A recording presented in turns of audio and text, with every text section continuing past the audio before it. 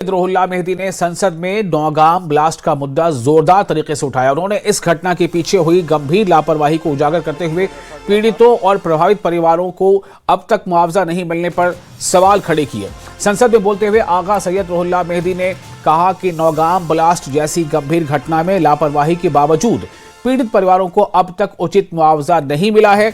उन्होंने सरकार से मांग की है कि इस मामले की जवाबदेही तय की जाए और प्रभावित परिवारों को यानी मुतासरा खानदानों को जल्द से जल्द राहत प्रदान की जाए। इसके साथ ही उन्होंने तुफैल मत्तू के पिता की ओर से इंसाफ की मांग को भी संसद में दोहराया। तुफैल मत्तू के मामले का जिक्र करते हुए उन्होंने कहा कि इस घटना को 15 साल से ज्यादा बीत चुके हैं, लेकिन आज भी इस खानदान को इंसाफ और जवाब का इंतजार है। 2025 में 14 नवंबर को श्रीनगर में एक ब्लास्ट हुआ नौगाम पुलिस स्टेशन में, जिसमें बहुत सारी जानें चली गई और ब्लास्ट की वजह जो है वो लापरवाही थी।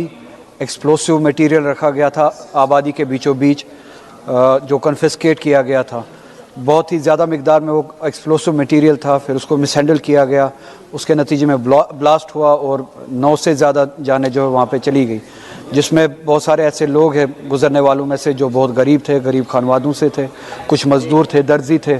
उनको अभी तक जो है न कंपनसेशन मिला है, न रिहैबिलिटेशन के लिए उनके लिए कोई इकदाम किए गए हैं। मैंने स्टार्ट क्वेश्चन के ज़रिए गवर्नमेंट से सवाल पूछा भी था, अभी तक जवाब नहीं मिला। आपके ज़रिए से ये सवाल पूछना चाहता हूँ कि वो जो 9 जानें गई लापरवाही की वजह से, हमारी लापरवाही, गवर्नमेंट की लापरवाही की वजह से, उनको रिहैबिलिटेट करने के लिए अभी तक क्या किया गया है। और जो फिर उसके आसपास, चूँकि वो आबादी के बीच वो मटेरियल रखा गया था, इतनी बड़ी लापरवाही की गई थी। जो डैमेजेस हुआ डोमेस्टिक स्ट्रक्चर्स में, घरों में, मकानों में जो डैमेजेस हुए, उसका कंपनसेशन उसके हवाले से कुछ किया गया है। बस 30 सेकेंड्स और एक मसला है।